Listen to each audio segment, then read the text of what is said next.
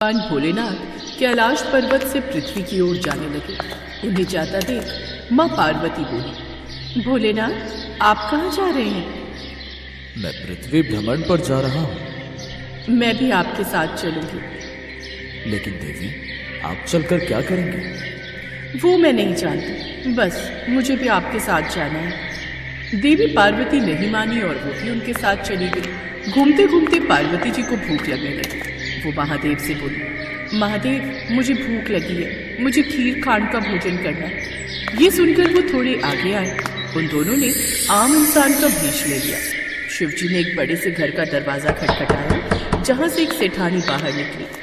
कहिए क्या चाहिए? हमें खीर खांड का भोजन करना है।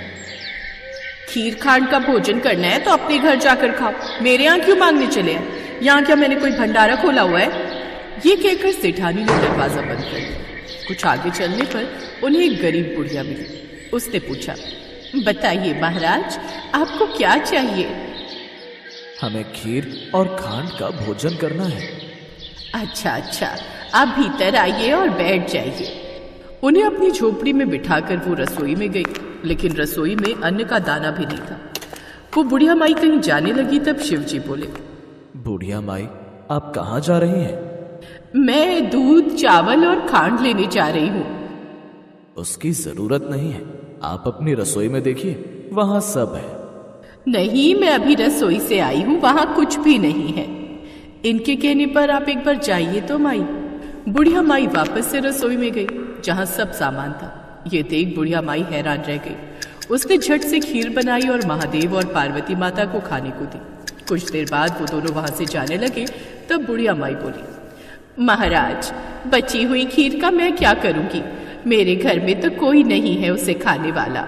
मैंने जितनी खानी थी खा ली। ये सुनकर महादेव बोले, माई अपनी आंखें बंद करो। बुढ़िया माई ने अपनी आंखें बंद कर ली। कुछ देर बाद अब अपनी आंखें खोल लो। जैसे ही बुढ़िया माई ने आंखें खोली, अंदर उसके बेटा बहू और पोते पोती थे। ये देख वो बड़ी खुश हुई, लेकिन फिर उदास होकर बोली, महाराज मेरा घर तो एक छोटी सी झोपड़ी है, फिर मैं अपने परिवार को कहाँ रखूंगी? महादेव ने जाते जाते उस झोपड़ी को एक लात मारी और वो झोपड़ी बड़े महल में बदल गई। ये देख बुढ़िया माई हैरान रह गई। वो बोली, कौन है आप और ये सब चमत्कार? आप जरूर कोई दिव्य शक्ति हैं, मुझे दर्शन दो प्रभु, हे माता। तभी वो दोनों अपने असली रूप शिव पार्वती के रूप में आ गए। ये देख बुढ़िया माई बहुत खुश हुई। इसके बाद वो आगे की ओर चले गए। अब बची हुई खीर उसने अपने आस पड़ोस में शिव पार्वती का प्रसाद समझकर सब में बांटी। जब वो उस सेठानी के घर पहुंची तो उसका घर झोपड़ी बन चुका था। तो उसने उस बुढ़िया से पूछा, तेरे घर ये खीर कहाँ से आई? तेरे तो खुद ही खाने के लाले पड़े हैं। मेरे यहाँ पार्वती माता और शिव जी आए थे, उन्होंने ही मुझे ये सब दिया है। और तेरा घर इतना बड़ा महल जैसा कैसे बन गया? बताया तो ये सब महादेव और माता पार्वती जी के आशीर्वाद से ही हुआ है। ये सुन सेठानी दौड़ी दौड़ी उस ओर गई जहाँ महादेव और पार्वती जा रहे थे। उसने उनको रोककर पूछा, महादेव मेरा धन आपने उनको क्यों दे दिया? तब महादेव बोले, मैंने तो ना उठाया ना दिया, उसने हाँ की इसलिए उसकी हाँ होगी, और तूने ना की तो तेरी ना हो गई। महाराज कुछ तो करो। तब महादेव बोले, जा, काम तेरा रुकेगा नहीं, धन तेरा जुड़ेगा नहीं। ये कहकर महादेव वहां से चले गए। और सेठानी अब दिन रात मजदूरी करती रहती, लेकिन फिर भी उसकी कमाई कहीं ना कहीं खत्म हो जाती। उधर बुढ़िया माई, जिसके पास आज तक कुछ नहीं था, वो अपनी नेकी के कारण अब काफी अमीर हो गई थी। और उसके पास उसका भरा पूरा परिवार भी था, जिसके साथ वो खुशी खुशी रहने लगी। आज की हमारी दूसरी कहानी एक शिवपुरी नाम के गांव की है, जहां एक नारायण नाम का ब्राह्मण रहता था। उस ब्राह्मण का माधव नाम का पुत्र था, जो बुरी संगत में फंसकर पाप करने लगा था। वो असत्य बोलता, मदिरा पान करता, चोरी डकैती करता और लोगों को लूटता। ये सब पाप वो करता था।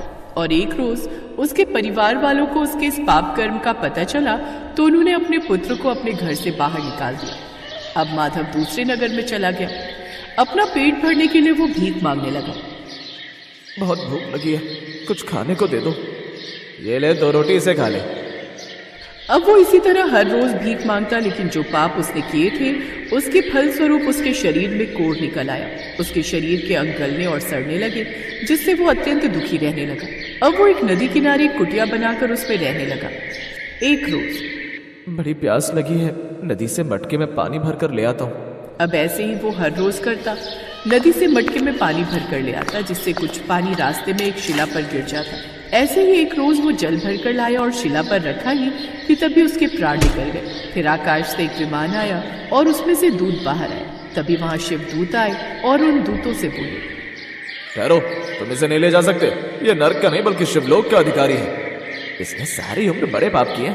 इसके पाप कर्मों के फल स्वरूप इसके परिवार ने भी इसे त्याग दिया, इसीलिए ये नर्क योग्य है। हम सब जानते हैं, लेकिन इसके सभी पाप धुल चुके हैं। जाने अनजाने में ही सही इसने इस वृक्ष के नीचे दबी शिला को जला दिया। ये कोई साधारण शिला नहीं बल्कि शिवलिंग है। साथ ही इस वृक्ष के नीचे महादेव और मां पार्वती की मूर्ति भी है, जिसकी जाने अनजाने इसने पूजा की है। इसीलिए अब ये यमलोक का नहीं बल्कि शिवलोक का अधिकारी बन गया है। आज की हमारी तीसरी कहानी इस प्रकार है। एक बार की बात है, एक रोज शिव और पार्वती पृथ्वी लोक पर भ्रमण के लिए निकले हुए थे। माँ पार्वती ने देखा कि चारों ओर सूखा पड़ा हुआ था और हर तरफ हाहाकार मची हुई थी।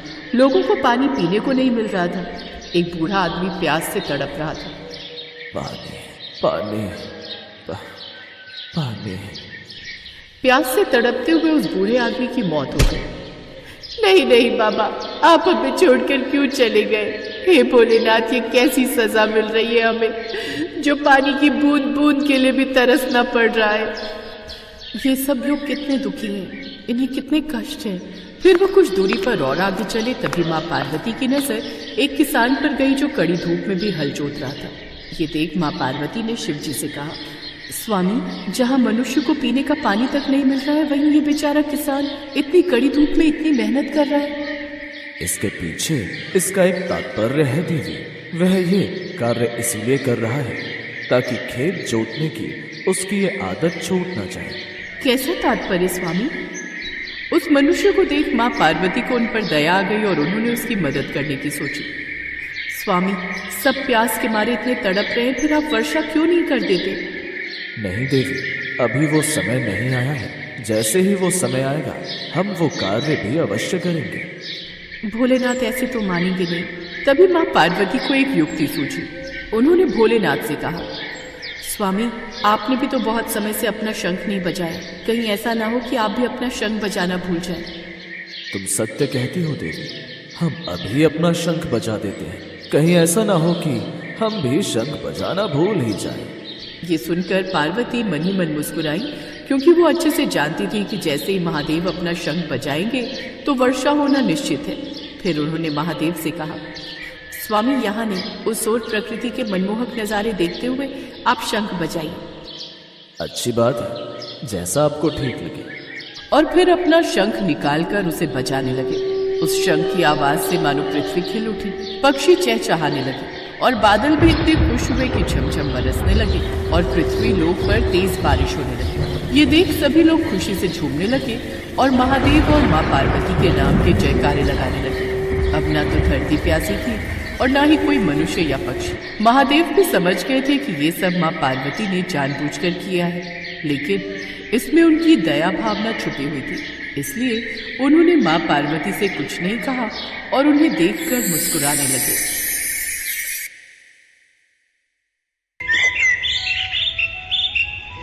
माँ पार्वती ने भगवान शिव से एक प्रश्न पूछा, जिसके बाद भोलेनाथ ने एक कथा सुनाई और अमर हो गया कबूतर का जोड़ा। उसी अमर कथा से जुड़ी है ये पौराणिक कथा। एक बार नारद मुनि कैलाश पर्वत पर भगवान शिव से मिलने पहुँचे।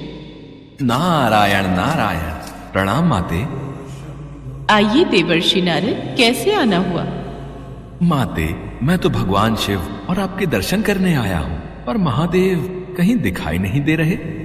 वे तो भ्रमण के लिए गए हैं, कुछ देर में लौटेंगे।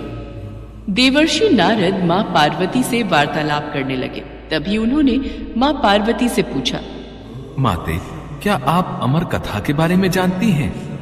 अमर कथा? वो कौन सी कथा है? उसके बारे में तो मैं नहीं जानती। नारायण नारायण, माते, जब भगवान भोलेनाथ आएंगे तब आप उनसे इस बारे में पूछना। अच्छा माते, मैं चलता हूँ।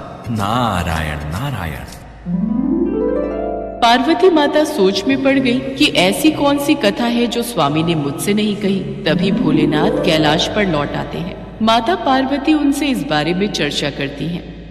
प्रभु, आपने मुझे कभी अमर कथा के बारे में क्यों नहीं बताया? मुझे आज और अभी अमर कथा सुननी है। ठीक है देवी, मैं आपको आज अमर कथा सुनाऊंगा, परंतु उसके कुछ नियमों का पालन आपको करना पड़ेगा। अमर कथा के दौरान आपको एक क्षण के लिए भी सोना नहीं है। आप बीच बीच में हुंकार भरती रहना, ताकि मुझे आभास रहे कि आप कथा सुन रही हैं, क्योंकि मेरे नेत्र भी उस क्षण बंद रहेंगे। ठीक है स्वामी, मैं ऐसा ही करूंगी। भगवान शंकर ने माता पार्वती से एकांत और गुप्त स्थान पर अमर कथा सुनने को कहा, जिससे कि अमर कथा कोई अन्य जीव न सुन पाए, क्योंकि जो कोई भी इस अमर कथा को सुन लेता है वो अमर हो जाता। इसके पश्चात शिवजी देवी पार्वती को अमर कथा कहने एक गुफा में ले गए। पुराणों में कहा जाता है शिवजी ने देवी पार्वती को अमरनाथ की गुफा में अपनी साधना की अमर कथा सुनाई थी, जिसे हम अमरत्व कहते हैं। प्रचलित कथा के अनुसार भगवान भोलेनाथ ने अपनी सवारी नंदी को पहलगाम पर छोड़ दिया, जटाओं से चंद्रमा को चंदनवाड़ी में अलग कर दिया और गंगा जी को पंचतरणी में तथा कंठाभूषण सर्पों को शेषनाग पर छोड़ दिया। इस प्रकार इस पड़ाव का नाम शेषनाग पड़ा। अगला पड़ाव गणेश पड़ता है। इस स्थान पर भोलेनाथ ने अपने पुत्र गणेश को भी छोड़ दिया था, जिसको महागुणा का पर्वत भी कहा जाता है। पिस्सू घाटी में पिस्सू नामक कीड़े को भी त्याग दिया। इस प्रकार महादेव ने जीवनदायिनी पांचों तत्वों को भी अपने से अलग कर दिया। इसके बाद माँ पार्वती सहित उन्होंने गुप्त गुफा में प्रवेश किया और अमर कथा माँ पार्वती को सुनाने लगे।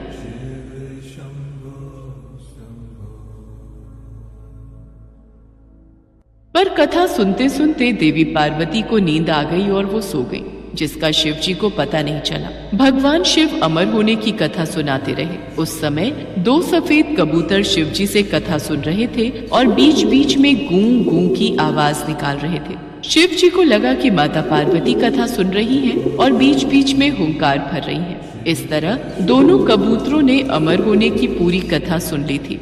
कथा समाप्त होने पर शिव जी का ध्यान देवी पार्वती की ओर गया, जो सो रही थी। अरे, देवी पार्वती तो गहरी निद्रा में है, तो फिर यह हुंकार कौन भर रहा था? अचानक महादेव की दृष्टि अमर कथा को सुनते उन कबूतरों पर पड़ी तो वे क्रोधित हो गए और उन्हें मारने के लिए आगे बढ़े। मेरे क्रोध से तुम दोनों को कोई नहीं बचा सकता। तुम्हें इसका दंड अवश्य मिलेगा। हे प्रभु, हमें क्षमा कीजिए। हमने अनजाने में ही भूल की, पर हमने आपसे अमर होने की कथा सुनी है। यदि आप हमें मार देंगे तो अमर होने की ये कथा झूठी हो जाएगी। इस पर भगवान शिव का क्रोध शांत हो गया। प्रभु, इन दोनों का इसमें कोई दोष नहीं। मैं गहरी निद्रा में सो गई थी। मैंने आपके आदेश का पालन नहीं किया, इसलिए इन दोनों को क्षमा कर दीजिए। भगवान शिव जानते थे कि अनजाने ही सही पर कबूतरों ने अमर कथा को सुन लिया था, इसलिए वे दोनों अमर हो चुके हैं। इस पर महादेव ने कबूतरों को जीवित छोड़ दिया।